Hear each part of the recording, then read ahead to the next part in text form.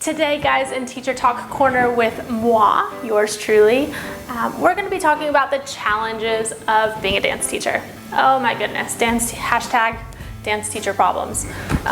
There are so many, but I'm just going to be talking about the ones that I've been experiencing recently in my classes and teaching as a dance teacher. One of them, right off of the top of my head, is that I always get a really sore throat. If I'm teaching, I teach anywhere. A good quick day is 3 hours, usually 3 to 6 hours at a time.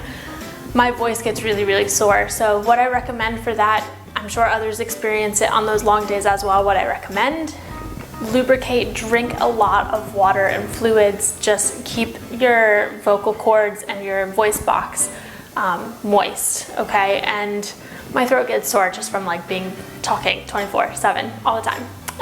You can also, especially with COVID and we're teaching with the masks, you can get a microphone that has like a speaker that you just put on the back of your pants that amplifies your voice, and that really helps. I can link that in the description below, but you can also just search for those on Amazon too, but that really helps. Just constantly, everything is getting sore. My feet are another thing. I'm sure as a dance teacher on those long days, just like nursing, nurses and doctors, you're on your feet a lot. My feet get really sore, so I teach ballet class in my ballet shoes.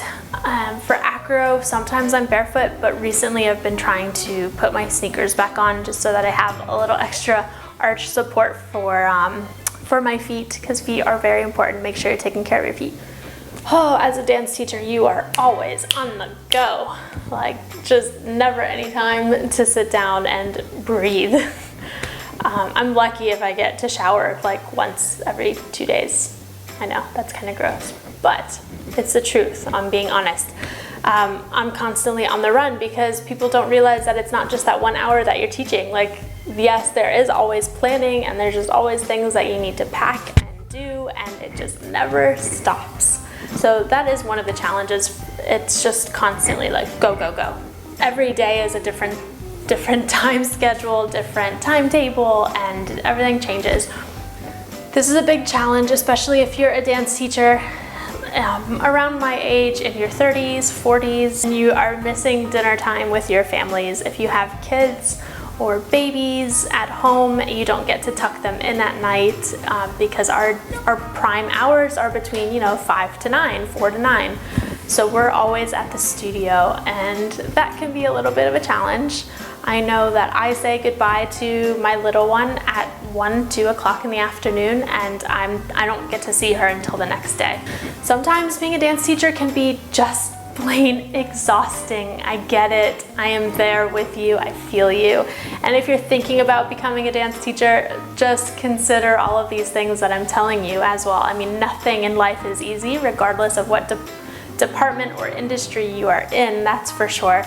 It's like giving a 5-hour speech on stage. I mean, you have to be on it. You have to be with it. You have to be constantly like, you're performing constantly for these people, giving your energy, giving yourself with every single class, and teaching every student. You're giving a piece of yourself every hour, on the hour, to however many kids that you're seeing. I see 170 kids in 6 days. That's a lot. So you have to make sure that you know how to fill your own cup back up so that you have more to give the next week or the next day. And that can be a challenge sometimes because you forget to take a step back and just relax and do something for you, because you're constantly, especially if you are my age, you have a young family as well, then you're constantly doing for others nonstop and you don't take care of yourself.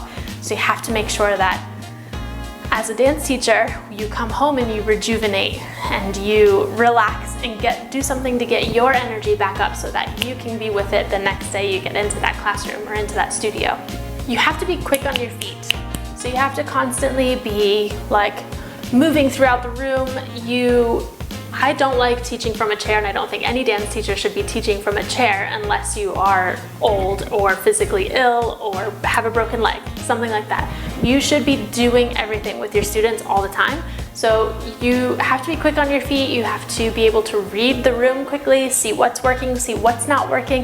You have to be able to spot if an accident's gonna happen before it happens. Like, you have to have these quick reflexes and these quick responses. And sometimes that aids to the exhaustion at the end of the night, but you have to be with it, and it gets tiring. Another thing is you constantly have to be updating your lesson plans and constantly evolving. So I have my lesson plans prepared, usually for the entire year. And then as I'm teaching them, I'm like, ooh, maybe we should do this differently, or I need to tweak that. Let me add this here. Let me move this there because that flows a little bit better. I'm constantly tweaking them after I teach them as well, so that next season when I come around to teach it again, I have those changes in place. And you just want to make sure, again, that you're staying current with your classes. So you always have to do some kind of pre-planning before your class. As much as your lesson plan is written out, you still have to go like structure it and just review it and make sure that it's going to fit the class that you're about to teach. So constantly planning. So I think that pretty much sums up the majority of the dance teacher challenges that I'm having recently and that are on the top of my head.